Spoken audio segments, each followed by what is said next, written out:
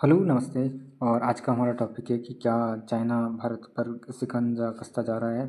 क्योंकि लगातार जो घटनाएं देखते हैं तो उनमें सब में ऐसा लग रहा है कि जैसे कि दिनों दिन चाइना का जो प्रभुत्व है हर चीज़ में वो बढ़ता जा रहा है। यदि हम कल की घटना देखते हैं तो कल की घटना में ये था कि भाई इंडियन जो सिटीजन थी एक अरुणाचल प्रदेश की रहने वाली थी। वो काफ़ी लगभग 15 साल से लंदन में रहती थी और वो लंदन से जापान घूमने जा रही थी बाया चाइना के थ्रू। तो उसको क्या है संगाई जो एयरपोर्ट है वहाँ पे उसे बहुत हैरेस किया गया था लगभग 18 घंटे तक।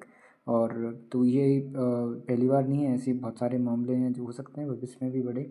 लेकिन अभी जो नए नए डेवलपमेंट देखने को मिल रहा है तो उसमें यदि हम देखते हैं कि भारत जैसे ही मिसाइल टेस्ट के लिए जो नोटम जारी करता है तो चाइनीज़ जो है चाइनीज़ वेसल्स इस इंडियन ओशन में आ जाते हैं। जैसे कि अभी यदि हम आज ये देखते हैं कि 25 से लेकर 27 जो नवंबर का ये नोटम जारी करने का वो एक नोट वो आया है कि नोटम जारी किया गया है। तो इसमें से नोटम में हमने जो है लगभग 400 और 90 किलोमीटर की जो मिसाइल है वो फायर की जाएगी अंडमान निकोबार से। तो लेकिन क्या है कि ये तो हम जैसे ही करते हैं तो उससे पहले कोई ना कोई चाइनीज़ वेसल जो है वो इंडियन ओशन में आके बैठ जाता है। जैसे हम देखते हैं लक्षद्वीप के पास में एक चाइनीज़ वेसल बैठा है और एक नीचे भी एक चाइनीज़ वेसल बैठा है। और जब यहाँ से एक और जो चाइनीज़ वेसल है वो नीचे से आया हुआ है। और इस चाइनीज़ वेसल का जो ये वाले जो है इस हिस्से से आए हैं और इसकी जो ट्रैकिंग जो ट्रेजेक्ट्री है वो ये देख यहाँ से लिखी है, ये दिखी हुई है।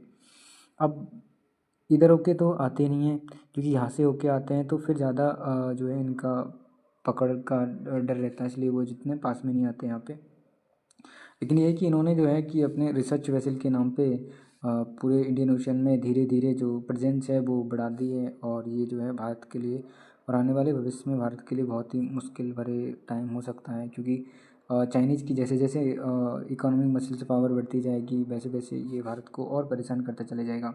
अब ये तो हमने टेस्ट इसमें किया था तो ये 490 किलोमीटर की यानी कि अपनी हो सकता है अस्त्रा मिसाइल टाइप से हो। तो लेकिन अब बात करते हैं कि एक और जो हमने नोटम जारी किया है यहाँ पे तो नोटम जो है वो लगभग 6 से लेके 8 दिसंबर के बीच का नोटम जारी किया हमने।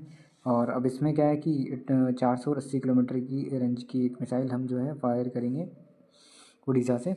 तो अब उससे पहले लेकिन क्या है कि हमारे यहाँ तो जो है कि चाइनीज़ ने पहले से ही तीन तीन वेसल तो तीन तीन जो है यहाँ पे जहाज़ नीचे पूरे इंडियन ओशन में घुमा रखे हैं। और ये जैसे ही अपन जो जैसे ही नोटम जारी करते हैं और वो जो है अपने इसको पास में पहुँचा देते हैं जिससे कि जो भी मिसाइल लागते हैं उस मिसाइल की क्या तरीके की क्या किस किस रेंज की मिसाइल होने वाली है, क्या इंटेंसिटी हो सकती है उसकी और क्या उसका जो है प्रहार हो सकता है, सारी हर एक चीज़ भी चेक जो है ये वो उसका डेटा जो है ट्रैक करते हैं। लेकिन एक्चुअली में ये बोलते तो ये हैं कि जो है नीचे बस एक्सप्लोरेशंस के लिए कुछ डेटा है वो उसके लिए। और सही ये भी है कि इंडिया ने अभी तक पूरे इंडियन ओशन में अपनी जो है कार्य क्षमता अब तक दिखाई नहीं है। लेकिन उससे पहले जो है चाइनीज़ ही इसमें जो है अपनी प्रेजेंट हो गई और पूरे उस पे जो है शायद हो सकता है ये टाइप से कि इनडायरेक्टली जो है कब्जा टाइप से ही करके बैठे हैं। लेकिन अब ये टाइम आ गया है कि इनको कुछ ना कुछ जवाब देने का या फिर अपनी एक रणनीति बनाने का जिससे कि हम इनसे जो भी इस तरीके की जो घटनाएं हैं उससे हम जो है इसको रोक सके या फिर इनसे जो है निजात पाने के लिए कुछ अपने जो है इसके अगेंस्ट कुछ रणनीति लेके आए जिससे कि इनके इस प्रभाव को साउथ जो इंडियन ओशन है उसमें जो है कम किया जा सके।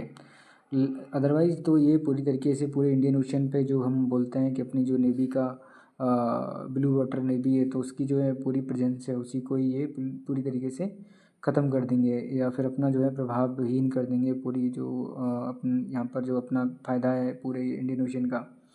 तो आपको क्या लगता है इस बारे में? तो आप कमेंट कीजिए और आगे क्या होने वाला है जो देखते हैं।